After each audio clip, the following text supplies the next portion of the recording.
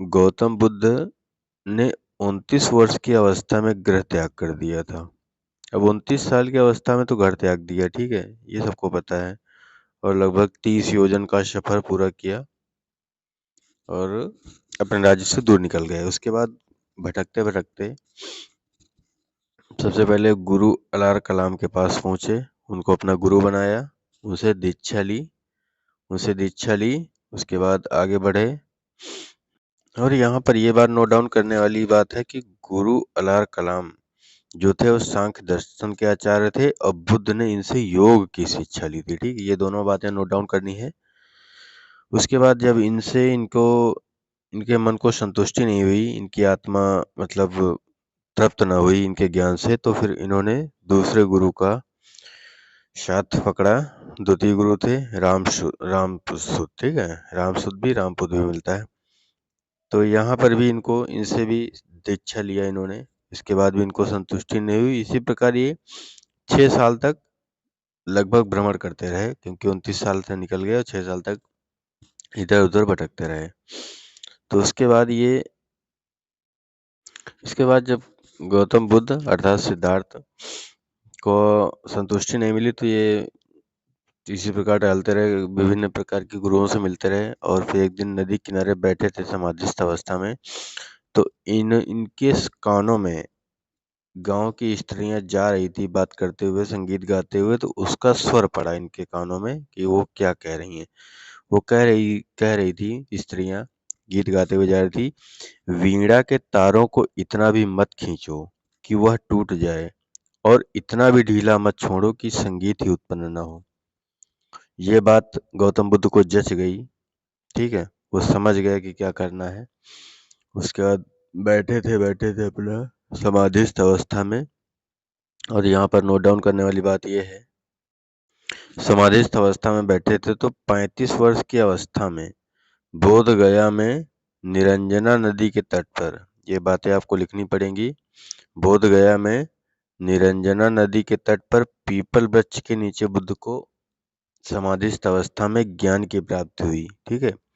35 साल की उम्र में, घर तो 29 में छोड़ दिया था, और 35 ईयर्स की एज में बोध गया में निरंजना नदी के तट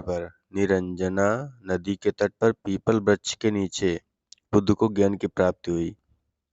ये बात आपको नोट डाउन करनी है। तपस्या में जब ज्ञान प्राप्त हो गया, तो उसके बाद सुजाता नाम की लड़की के हाथ से बुद्ध ने खीर खाकर अपना व्रत तोड़ा था। ये बात भी नोट डाउन करनी है। अनुश्रुत ये है कि जब ज्ञान प्राप्त हो गया, उसके बाद इन्होंने सबसे पहले तपस्सु और कल्लिक, तपस्सु और कल्लिक, ये कल्लिक है, कहीं कहीं पर भल्लिक भी लिखा मिल जाता है, ठीक है, या कहीं कहीं मल्लिक भी लिखा मिल जाता है, तो आप अपने हिसाब से देख लीजिएगा। तपस्सु तो वैसे ही रहता। तपस्सु और कल्लिक, भल्लिक या मल्लिक तीनों एक ही हैं। इनको सर्वप्रथम दीक्षा दी जाती है, ठीक, इन्होंने सर्वप्रथम दीक्षा दी थी। क्वेश्चन आ सकता है कि सर्वप्रथम दीक्षा किसको दी, तो तपस्सु और कल्लिक या फिर भल्लिक या फिर मल्लिक एक ही नाम है। और बताया ही जा चुका आपको कि ज्ञान 35 ईयर्स में प्राप्त हुआ किस नदी के किनारे, निरंजना नदी के किनारे। निरंजना या पुनपुन नदी भी आता है, पुन लिख लीजिएगा। ये दोनों बातें, तो किस वृक्ष के नीचे, पीपल वृक्ष के नीचे इनको ज्ञान प्राप्ति हुई। किस अवस्था में, समाधिस्थ अवस्था में। अब ज्ञान तो प्राप्त हुआ, लेकिन ज्ञान कहाँ प्राप्त हुआ, बता चुका हूँ आपको, बोध गया में ज्ञान प्राप्त हुआ। उसके बाद वहां से आगे बढ़े और सारनाथ पहुंचे। सारनाथ में उन्होंने 5 शिष्यों को ज्ञान दिया और अपना अनुयायी बनाया। तो कहा यह जाता है कि वहां पर कौंडिन्य और उनके अन्य साथियों को ही इन्होंने सर्वप्रथम अपना अनुयायी बनाया था। और इन्हीं इसी घटना को, मतलब कि अनुयायी बनाया, इसी घटना को धर्म चक्र प्रवर्तन के नाम से जाना जाता है। अर्थात कौंडिन्य और उनके 5 साथियों को जब इन्होंने शिक्षा दिया और उन्हें अपना अनुयायी बनाया, तो उसी घटना को ही धर्मचक्र प्रवर्तन कहा जाता है। ये आपको नोट डाउन करना है। और कहाँ पर इनको शिक्षा दिया था? सारनाथ में ही दिया था, ठीक है। इसी को धर्मचक्र प्रवर्तन कहा जाता है। इसके बाद जब इनकी कीर्ति बढ़ने लगी तो कई धीरे धीरे चलते हुए ये खबरें इनके पिता तक पहुंची। तो पिता ने इन्हें वापस बुलाना चाहा, ठीक है। पिता शुद्धोधन जी ने इन्हें वापस बुलाना चाहा, लेकिन गौतम बुद्ध तो जाने वाले तो थे नहीं।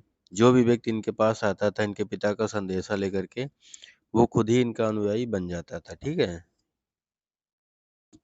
अब यहाँ से कुछ बहुत अच्छे क्वेश्चन उनको नोट डाउन कर लिए। बुद्ध ने सर्वाधिक उपदेश कहाँ पर दिए थे? श्रावस्ती में सर्वाधिक दिए। ये क्वेश्चन पूछ लेता है सीधा सीधा कि बुद्ध ने सर्वाधिक उपदेश कहाँ दिए? तो बुद्ध ने सर्वाधिक उपदेश कहाँ दिए? श्रावस्ती में दिए। और सर्वाधिक वर्षा काल कहाँ व्यतीत किया था? वो भी श्रावस्ती में व्यतीत किया था। ये बातें आपको नोट डाउन करनी है। अवंती के शासक प्रद्योत ने बुद्ध को आमंत्रित किया था, लेकिन बुद्ध ने अवंती की यात्रा नहीं की। तो आपसे 2-3 राज्यों का नाम दे देगा, सीधा सीधा पूछेगा इनमें से किस जगह की यात्रा बुद्ध ने नहीं की? तो अवंती की यात्रा नहीं की। अब यहाँ से बढ़िया क्वेश्चन है। बुद्ध का प्रधान मुख्य शिष्य कौन था? उपाली था। और प्रिय शिष्य कौन था? आनंद था। प्रिय शिष्य कौन था? आनंद था। आनंद आप लोगों को जानकारी होनी चाहिए कि आनंद था कौन। तो आनंद बुद्ध और देवदत्त, तो बचपन में आपने कहानी सुनी होगी हंस वाली तीर वाली। तो बुद्ध और देवदत्त इनका भाई था छोटा। तो बुद्ध और जो देवदत्त थे इनका भाई था आनंद। तो उनका प्रिय शिष्य भी था। ये लगभग 20 साल तक आनंद ने बुद्ध की सेवा की। और अगर यही क्वेश्चन पूछा जाता कि निम्न में से गौतम बुद्ध का समकालीन कौन है, तो उसमें अगर आनंद ऑप्शन में तो आनंद भी डाल देंगे, अन्यथा अभी मैं आपको और बता रहा हूँ। बुद्ध का प्रिय शिष्य आनंद था। आनंद के कहने पर बुद्ध ने महिलाओं को संघ में प्रवेश दिया था। ये बात नोट डाउन कर लीजिएगा दोनों अच्छे से। बुद्ध की मृत्यु के पश्चात आनंद को निर्वाण की प्राप्ति हुई थी। वैशाली की प्रसिद्ध नगर वधु आम्रपाली बुद्ध की शिष्या बन गई थी। वैशाली की जो नगर वधु आम्रपाली थी, बुद्ध की शिष्या बन गई थी। 80 साल की उम्र में कुशीनगर में भगवान की मृत्यु हो गई थी, भगवान बुद्ध की। आइए कुछ और क्वेश्चन बढ़िया देखते हैं। कुछ क्वेश्चन है यहाँ से जो डायरेक्ट पूछ लेता है कि निम्न में से कौन सा प्रतीक किस चीज का है भगवान बुद्ध से संबंध में। तो आपको याद रखना, हाथी या सफेद हाथी अगर पूछता है तो भगवान बुद्ध के गर्भस्थ होने का प्रतीक है। जब भगवान बुद्ध गर्भ में आए थे तो उसका प्रतीक हाथी या सफेद हाथी होता है। सांड, ठीक है। चलिए आइए इसको ट्रिक के माध्यम से देख लेते हैं। ये यहाँ से आपको पूरा नोट डाउन कर लेना है कि कमल सांड का जन्म कराए, घर से घोड़ा भागा जाए, पीपल ज्ञान का बोध कराए, पीपल ज्ञान का बोध कराए, मृत्यु तो स्तूप कहाए। फिर से सुनिए, कमल सांड का जन्म कराए, घर से घोड़ा भागा जाए, पीपल ज्ञान का बोध कराए, मृत्यु तो स्तूप कहाए। इसमें 4 क्वेश्चन है। कमल या सांड पूछता किसका प्रतीक है? तो जन्म का है। घोड़ा, ठीक है, घोड़ा किसका प्रतीक है? तो आप देख रहे हैं घर छोड़ जाने का, घर से चले जाने का। पीपल किसका प्रतीक है? तो ज्ञान का प्रतीक है। मृत्यु किसका प्रतीक है? तो स्तूप मृत्यु का प्रतीक है। ये आपको नोट डाउन कर लेना है। यही बात आगे आइए समझाते हैं, ध्यान से देखिए। यही बात यहाँ पर जो हमने समझाई आपको वही है। कमल या सांड जन्म का प्रतीक है। घोड़ा किसका? घर से घोड़ा भागा जाए अर्थात गृह त्याग का प्रतीक है। पीपल बोधिसत्व व्रत किसका है? पीपल ज्ञान का बोध कराए, पीछे भी बताया है। और स्तूप मृत्यु का प्रतीक है। और यहाँ पर ये क्वेश्चन बढ़ गया, पदचिन्ह किसका है? निर्वाण का प्रतीक है। ये बातें नोट डाउन कर लीजिए, पूछ लेता है। प्रतीक के क्रम में महाविनिष्क्रमण किसको कहा जाता है? उस घटना को कहा जाता है जब गृह त्याग किया था 29 ईयर में, तो गृह त्याग की घटना को महाविनिष्क्रमण कहा जाता है। संबोधि किस घटना को कहा जाता है? संबोधि जब इनको ज्ञान प्राप्त हुआ था 35 ईयर्स की एज में निरंजना नदी के तट पर, उस अवस्था को कहा जाता है संबोधि। जिस भी भाई या बहन को बहुत अच्छी तैयारी करनी है तो वो अब आगे यहाँ से ध्यान से पढ़ेगा। धर्मचक्र प्रवर्तन किसको कहा जाता है? धर्मचक्र प्रवर्तन किसको कहा जाता है? अपना उपदेश दिया था उसे धर्मचक्र प्रवर्तन कहा जाता है, जो पहला उपदेश साथियों को दिया था। और महापरिनिर्वाण किसको कहा जाता है? जब इनकी डेथ हुई, जब मृत्यु 80 साल की उम्र में 483 BC में। अभी बताएंगे आपको पूरा, परेशान मत होइए। अभी तक जितना बताया उसको शॉर्टकट में समझना, तो ध्यान सुनिए। जन्म इनका, गौतम बुद्ध का, सिद्धार्थ का जन्म कहाँ हुआ? लुम्बिनी में हुआ। जन्म कहाँ हुआ? लुम्बिनी और लुम्बिनी अब कहाँ है? नेपाल में, ठीक है। जिसको अगर अभी तक स्टोरी ना समझ में आई हो तो आप समझ लीजिए। जन्म कहाँ हुआ? लुम्बिनी नेपाल में हुआ। ज्ञान प्राप्त कहाँ हुआ? ज्ञान प्राप्त, तो ज्ञान प्राप्त हुआ था बोध गया में, क्योंकि इनको बोध गया में क्या हो? बोध हो गया। इस प्रकार याद करिए, बोध गया में बोध हो गया अर्थात ज्ञान प्राप्त हो गया। पहला उपदेश कहाँ दिया इन्होंने? प्रथम उपदेश, तो प्रथम उपदेश गौतम बुद्ध जी ने कहाँ दिया? प्रथम उपदेश दिया था सारनाथ में। ये पूरा शॉर्टकट में हो गया। और मृत्यु कहाँ हुई? अभी जस्ट ये देखो, कुशीनगर में कहाँ हुई? मृत्यु हुई। तो मृत्यु कहाँ हुई? कुशीनगर में। ये 4 स्थान इनसे बहुत ज़्यादा रिलेटेड पूछ लेता है। इसमें से आपको लुम्बिनी कहाँ है, बोधगया क्या है, सारनाथ क्या है, कुशीनगर में क्या है, सब याद रखना है। बोधगया में बोध हुआ, लुम्बिनी में जन्म हुआ। सारनाथ में और कुशीनगर में डिफरेंस हो जाता है, तो ये भूलना नहीं है। कुशीनगर में मृत्यु हुई और सारनाथ में इनको पहला उपदेश दिया था, ठीक है। क्वेश्चन और बता रहा हूँ, नोट डाउन कर लीजिए। जैसा कि आप लोगों को पता है 563 बीसी, मतलब ईसा पूर्व 563 बीसी में क्या हुआ? जन्म हुआ, ठीक है। अब ये डेट वाइज है इसलिए इसको बता रहा हूँ। 563 बीसी में जन्म हुआ।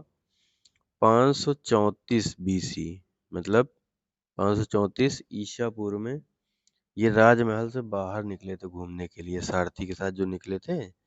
जिस जब दृश्यों को देखकर इनका दिमाग खराब हुआ था, मतलब अच्छा न लगा, तो उस समय ये 534 बीसी का समय था। उसके बाद जब इन्होंने पहला उपदेश दिया बोधगया में, पीपल वृक्ष के नीचे ज्ञान की प्राप्ति हुई। बनारस में उपदेश दिया, दोनों काम है, ज्ञान प्राप्ति और पहला उपदेश, ठीक है। दोनों का काम ये 528 बीसी का है, जिसका आप लिखना है आप लिख लीजिए, अच्छी तैयारी करना, अन्यथा कोई दिक्कत नहीं है। 528 बीसी आपने लिख लिया। 528 बीसी में क्या है? ज्ञान प्राप्ति भी है और उपदेश भी है, ठीक है। उपदेश पहला धर्मचक्र प्रवर्तन वो है। और 483 अभी जस्ट बताया है ये वाला, 483 बीसी में कुशीनगर में क्या है? परिनिर्वाण है, ठीक है। ये आप नोट डाउन कर लेंगे, बाकी अभी और बताएंगे, देखते रहिए।